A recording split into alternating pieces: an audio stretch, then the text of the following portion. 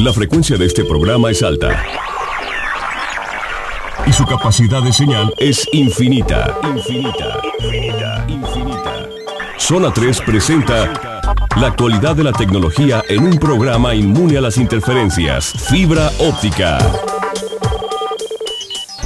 Estamos en Zona 3 91.5 FM en este programa llamado Fibra Óptica y tengo el gusto de recibir a nuestros invitados para que nos hablen del tema Data Center, al ingeniero Rafael Argüelles González. ¿Cómo está? Eduardo, muy bien, muchas gracias, muy buenas noches. Y nos acompaña Alejandro Garcilaso. ¿Cómo estás, Alejandro? Hola, Eduardo, bien, gracias.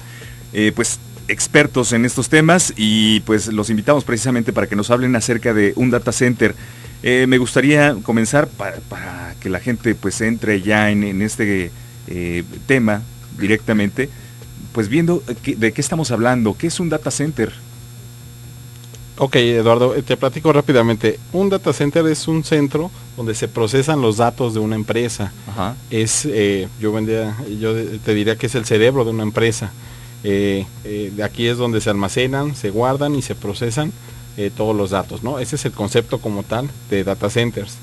Ahora hay varios tipos, varias normas que más adelante podríamos tocar el tema para que lo ubiquen mejor. Actualmente se ha vuelto pues algo muy necesario, sobre todo por las comunicaciones, las transacciones, toda esta cantidad de información que se transmite a través de internet.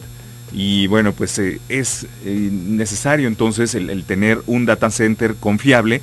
La tecnología ha ido evolucionando, hemos tenido algunos cambios. No sé si nos quieras comentar, Alejandro, acerca de esta evolución, de lo que nos ha traído la tecnología actualmente con estos avances, los data center, cómo han venido evolucionando. Exactamente, como bien comentas, el data center es un tema ahorita de moda. La realidad es que todo el mundo te dice que quiere su data center, que tiene un data center. ¿Por qué? Porque como bien lo comentas, al día de hoy todas las operaciones y las transacciones de las empresas pasan por este cuarto, este centro que es el centro de datos, ¿no? Uh-huh. Al día de hoy tú haces una compra en internet, no sé, de un boleto del cine y esto va a dar un centro de datos. Haces una transacción de banco y esto va a un centro de datos. Todas las compras que realizamos en línea, a fin de cuentas van a dar también a un centro de datos. Entonces es un punto crucial el día de hoy en las empresas que lo tengan bien. Por eso es un tema muy recurrente que cumplan con los estándares para que la disponibilidad sea prácticamente el 100%, ¿no? Que no se les caiga ni un minuto. Claro.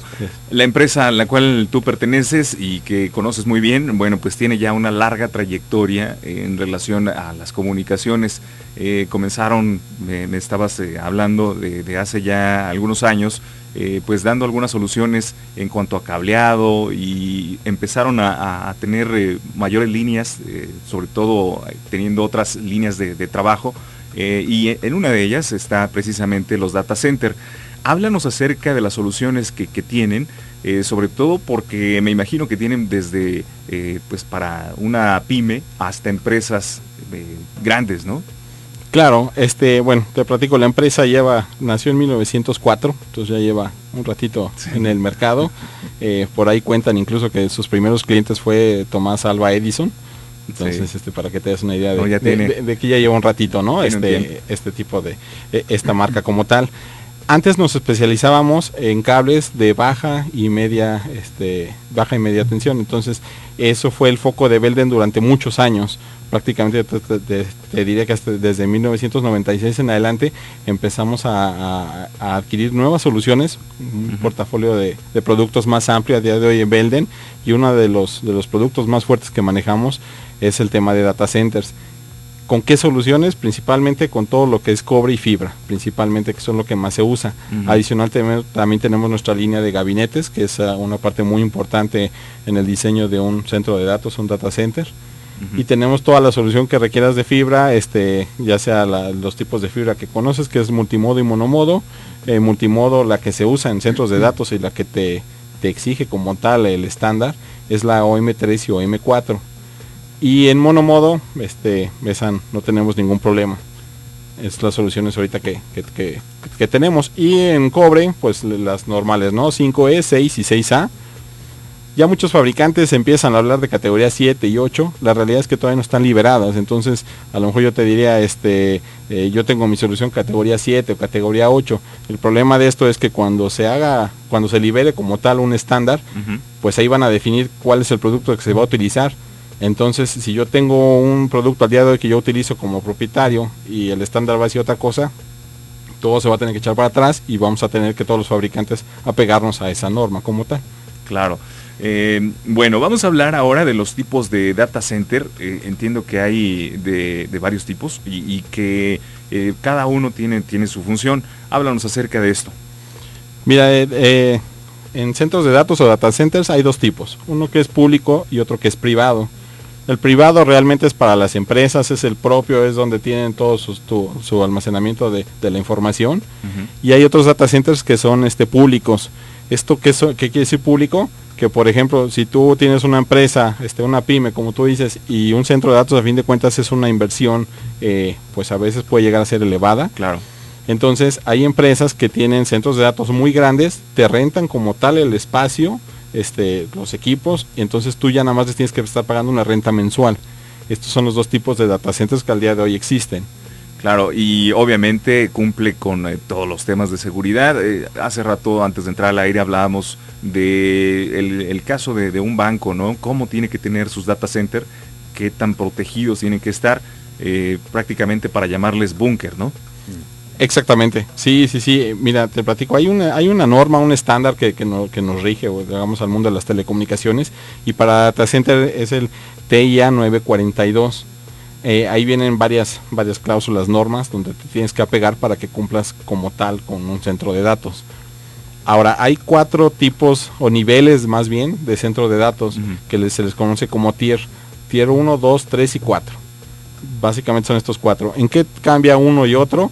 La realidad es en la disponibilidad y en lo redundante que llegan a ser estos centros de datos. Por ejemplo, el Tier 1 es un data center donde no tienes redundancia en los equipos. Esto quiere decir, si se te llega a ir la luz, no tienes un respaldo como tal, nada más tienes tu UPS y se termina la energía del UPS, pues se te va a caer todo tu sistema como tal, ¿no? Claro. Estos Tier 1 tienen que tener una disponibilidad del 99.67% anual, quiere decir que 28.82 horas anuales es el promedio que se te puede estar cayendo el sistema como tal. Entonces es un poco alto esto. Si lo traducimos a dinero en empresas como bancos, como maquilas, pues estamos hablando de mucho dinero, ¿no? Claro. De ahí brincaríamos al Tier 2, que esa tiene una disponibilidad del 99.74%, y en el año tienes una pérdida de 22.68 horas anual. Ya estamos hablando de horas, ¿no? Sí, ya, esto va mejorando, obviamente. ¿Qué diferencia hay? Simplemente que tienes tu línea eléctrica, tienes una sola línea eléctrica, pero ya tienes equipos redundantes. Quiere decir que a lo mejor si se te cae uno, te entra el otro. En estos equipos tú puedes hacer alguna planeación, algún mantenimiento, y a lo mejor el paro va a ser mínimo, o en su defecto a lo mejor lo puedes hacer continuo, pero generalmente en el Tier 1 y 2 tienes que programar el paro para hacerle mantenimiento. Muy bien. Ya para empresas más grandes existe el Tier 3 y 4, que eso sí ya son, como tú dices, unos bunkers. La disponibilidad en el Tier 4, por ejemplo, estamos hablando que son 52 minutos en el año de la caída. Aquí puedes tú desconectar, conectar, hacer mantenimientos y siempre va a seguir funcionando como tal el centro de datos. ¿Por qué? Porque tienen redundancia tanto en la parte de energía, porque tienen 2 líneas de corriente, y también en la parte de climatización, que es un tema bastante importante en los centros de datos. Tienes razón. ¿Y qué te parece si entramos a ese tema? ¿Cómo tienen que estar acondicionados los lugares donde están estos data center? Porque, bueno, pues sí tienen que cumplir con ciertas normas, como tú bien lo dices, con ciertos estándares. ¿Cuáles son las características de estos lugares? Mira, las características como tal, el tema más importante, considero yo, es la energía y el enfriamiento. O sea, son 2 temas, obviamente todo es importante, ¿no? Pero si desde aquí no lo planeas bien, tu centro de datos no te va a funcionar.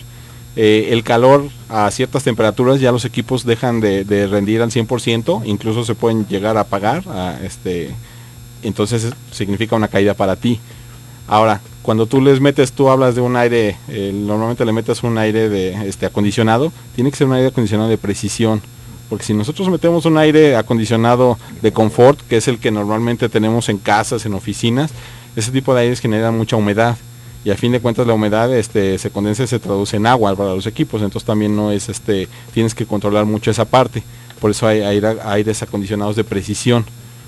Estos te controlan bien la humedad. Ahora, tampoco te puedes quedar sin humedad, porque si no generas estática en los equipos y puede generar chispas. Entonces también es otro tema. Por eso es muy importante que sigas con los lineamientos.